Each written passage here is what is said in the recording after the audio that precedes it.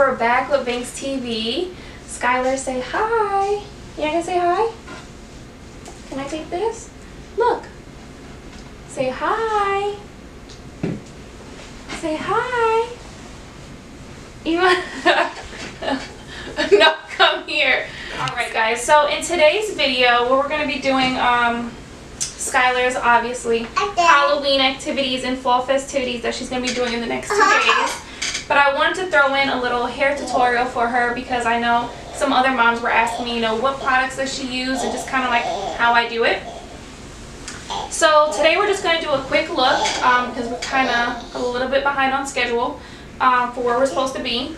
So right now her hair is dry. Obviously we washed it last night because someone put barbecue sauce in it.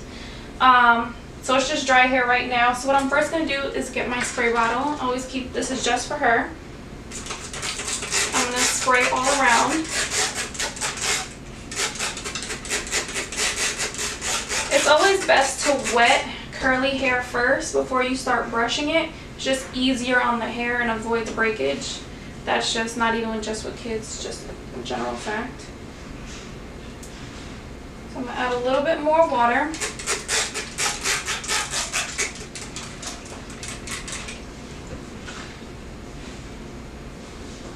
And then I'm going to use this Aunt Jackie's Not On My Watch, her detangling product. It is amazing, one of my favorites. I'm going to have a zoom in on all these products, guys, so you can't see them from here. But this is absolutely my top product for Skylar. I think it works really well. It softens out the hair really fast, and it doesn't really hurt her or anything like that when I'm trying to comb it out. Yeah.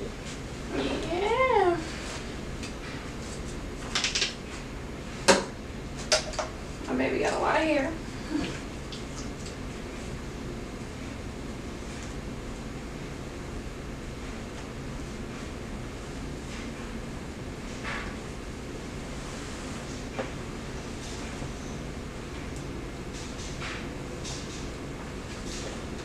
I use one of these brushes on her hair because I think it's just easier to comb out the curls that way.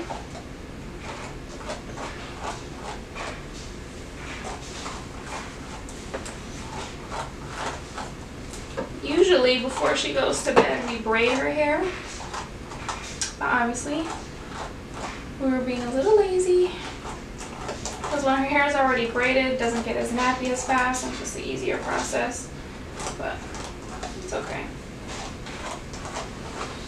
Come. No.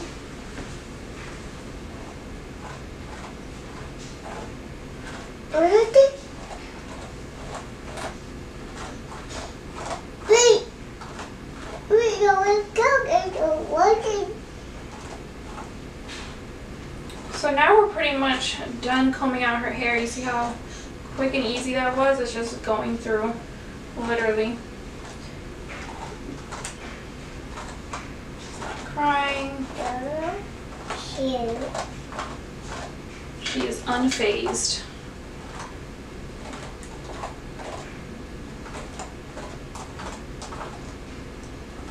Perfect. Can I see that, please? Now I'm just going to part her hair in the middle because I just want to do 2 little buns in the front, and I'm going to actually leave the back out for her look. Sky, stay still, Mama.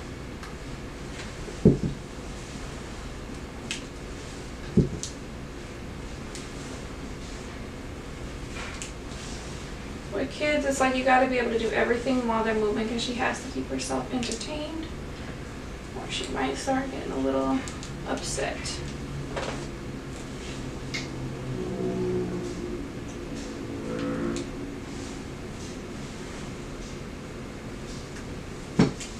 Sky, stop. Come. No, leave that and stand to the side, please. Thank you. Thank you. Thank you. Thank you. Yes! I know what it is. Are you excited? Excited to see the other kids today? I don't do that.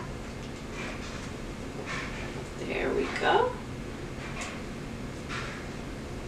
I don't do that. I love you. I know. Can I see the brush? Bless you. I got it. Come sit. Thank you. See? I got you. I know more. Alright, so I've done part of that. I'm going to let that go because it's not really going to mix now. And the next product I use the Cocoa Repair by Aunt Jackie as well. Practically all her products are Aunt Jackie. I really like them. That's you. I did. The Cocoa Repair is just a moisturizer. I think it's good for her hair. And also it could just kind of lay down the little hairs in the front.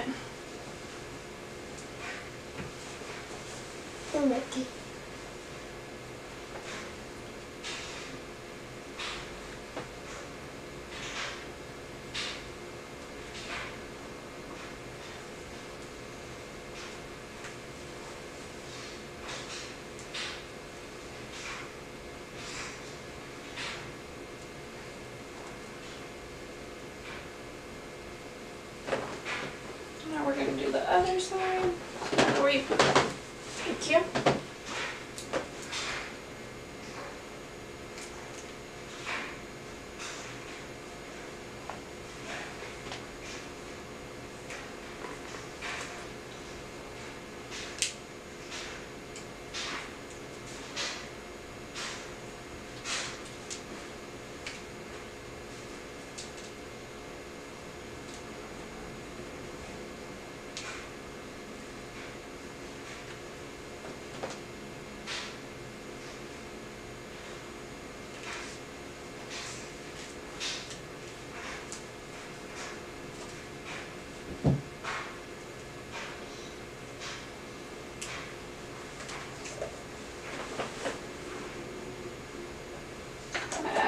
More to the other side.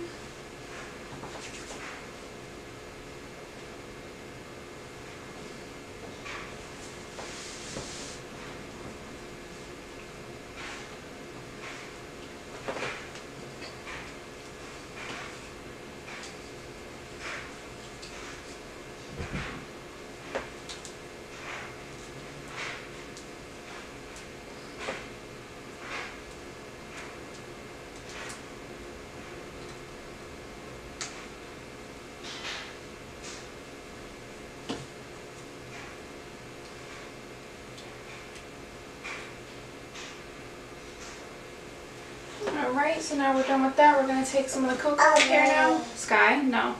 No. Take a bigger amount. Because this is going to go into the back of your hair. Just going to moisturize all of that.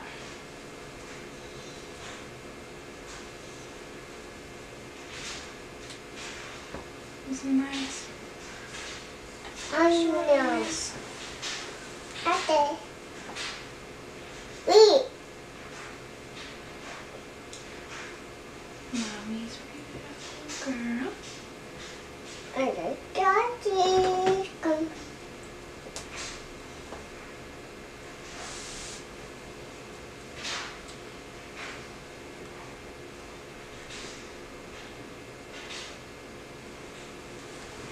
Alright. And Mommy see. Yay! Yay! And just like that, she's ready to go. Look, you're gonna smile.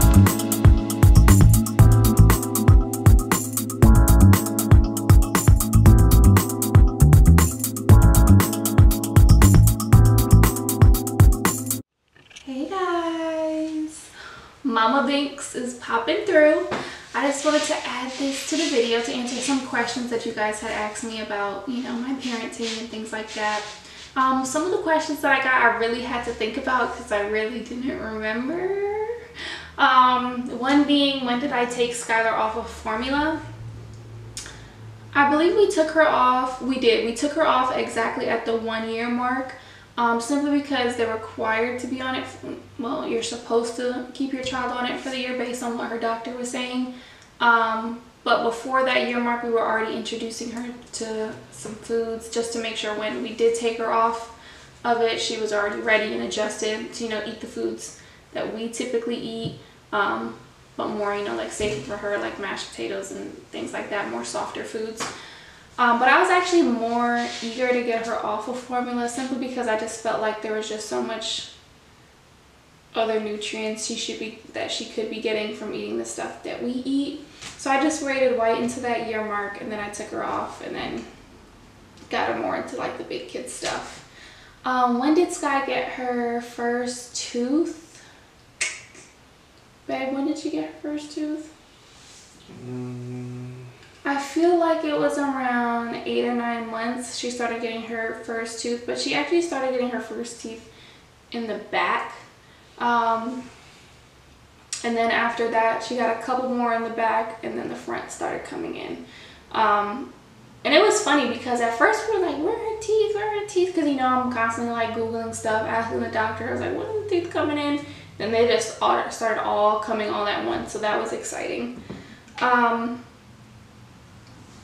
Someone asked me, is there any decisions that I've made being a mom? Have I made any decisions being a mom that I thought I would never make? Honestly, no. The reason why I say no is because Skylar wasn't planned, but she also wasn't unplanned, if that makes sense. Like, we had already knew that we were open to having a kid, and if it happened sometime soon, like, we knew we were going to be good. Like, we knew we would figure it out. Like, one thing about Jermaine and I, when it comes to accomplishing things, getting things handled and done, making sure we're prepared, hell or high water, we get it done. So there's no decision I feel like I've made that I would never make, because this type of organized person, I don't even know the word for it, is just kind of like naturally who I am. So I don't feel like I've made any grave sacrifices like buying the house, or, you know, like my lifestyle choices are who I am. I'm not doing it for her. Yes, it's a benefit for her. Yes, it's, you know, I want her to have the best life that she can have.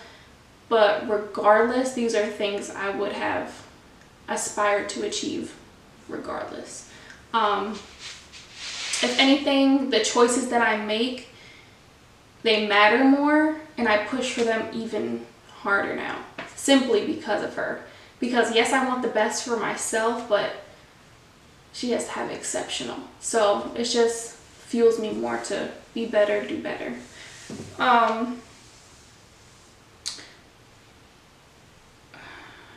When she started walking, we were actually concerned about that, because she was like crawling, sitting up. She was like doing all these other things besides walking, standing up. She would take a step, and I was like, Jermaine, why isn't she walking yet? Because it was like after a year she started walking. I would say she started walking about no, I'm not gonna say 13 months. It was about 14 months, I would say. 14 months she started walking. But, you know, I just want my kids to be the best and get onto stuff faster than usual. So when she was like 1, I'm like, I need to see her start walking. Like, I'm that parent. Jermaine is more like, she's gonna get there, it's gonna be fine, which he always turns out to be right. But I'm just like, why isn't she walking yet? What is going on? What is she doing? But then, yeah, so she started walking around like 14 months, and when she started walking, by the time we blinked an eye, she was like running and doing her own thing. And now, forget the stroller.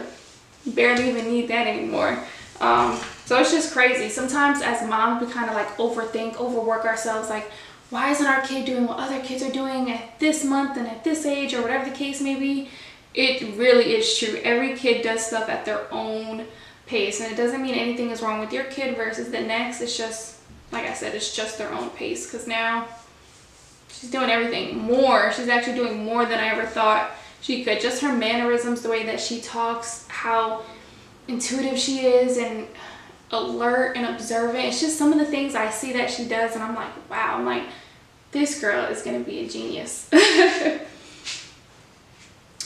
What's me and Sky's daily schedule? Some things are pretty concrete with our schedule. One thing I'll say about Jermaine and I, we're great at communicating. We're like, to be honest, we're just a great team when it comes to things like that.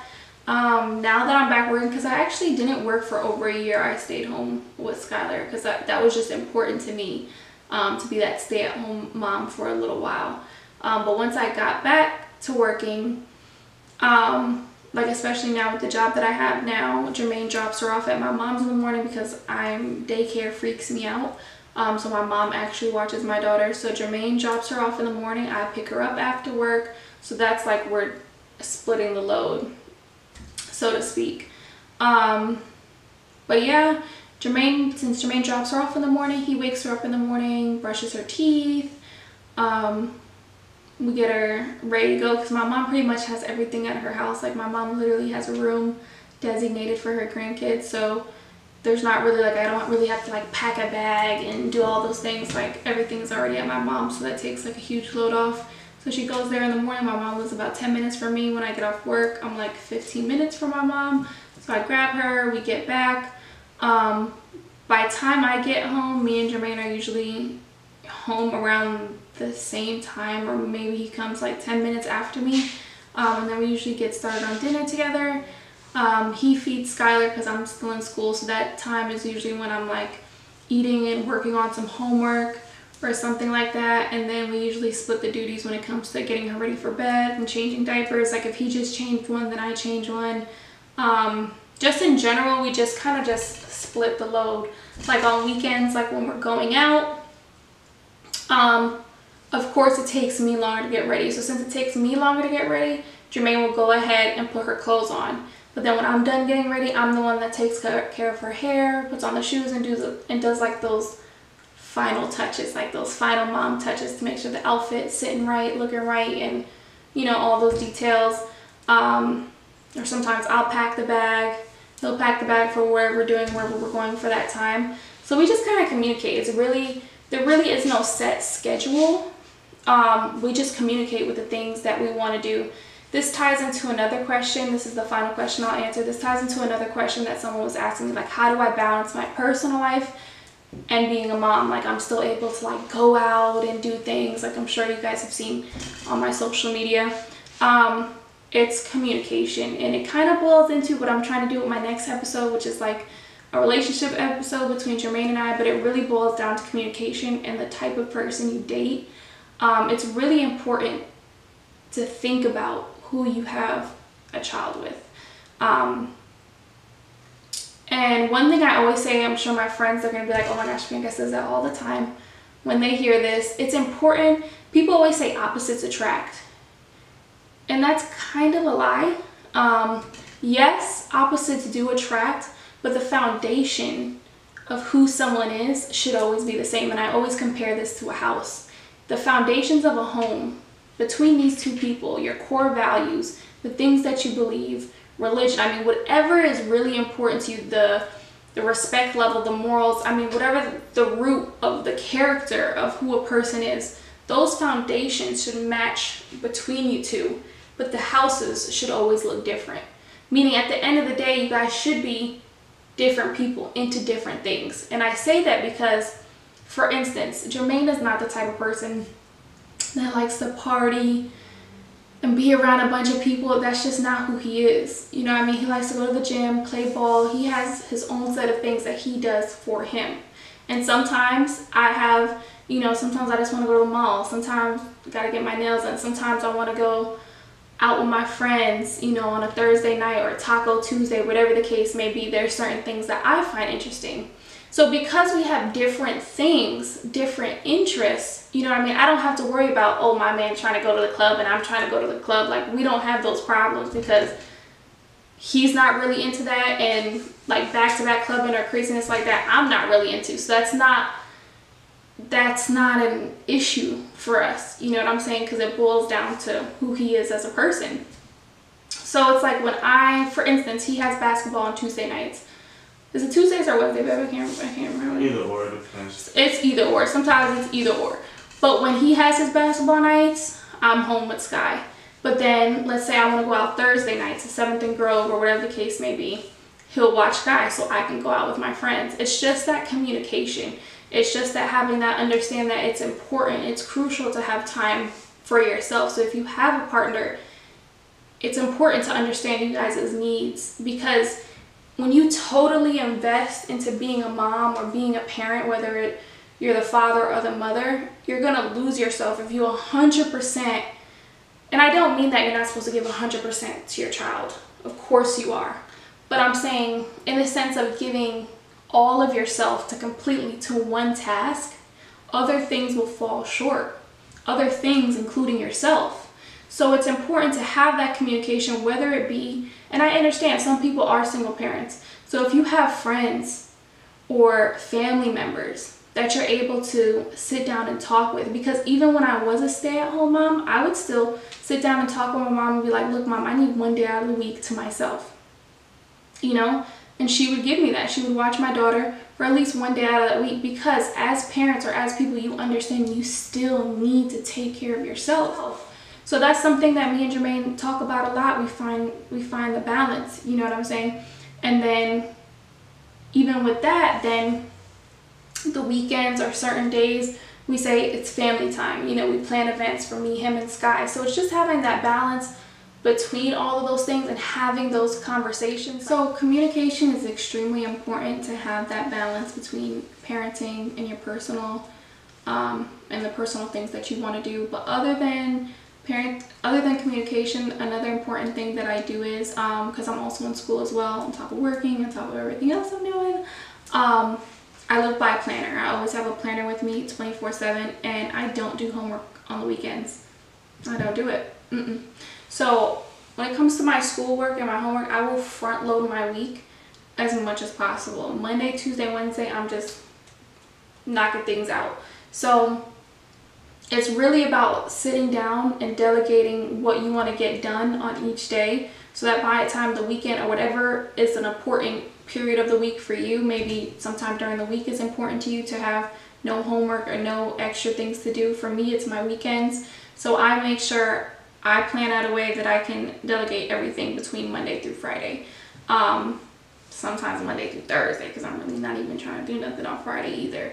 So if I can accomplish that, that's typically what I do, or I leave like the easier things or smaller things to be get done, you know, during the weekend, so that I could just really just unwind and enjoy, you know, the weekend to myself. But I strongly live by a planner, holding yourself accountable to deadlines, not even just when it comes to schoolwork or work, but personally. Like, for instance, my laundry, I hate doing laundry. So we're like, okay, this weekend is laundry weekend, and we hold ourselves to it so it doesn't pile up, it doesn't go into the next week, because everything that you delay on goes to the next day, or the next week, which throws off your time that you could be doing other things. So in a nutshell, it's just prioritizing your time, getting done what you feel like you need to get done, so that you can make time for the things that you want to do. So anyways, as usual, it's great sharing these tips and tricks with you guys from my personal life and sharing my life with you guys. I look forward to the next video, and I love you guys. Again, thank you so much for watching and following. Like and subscribe, comment,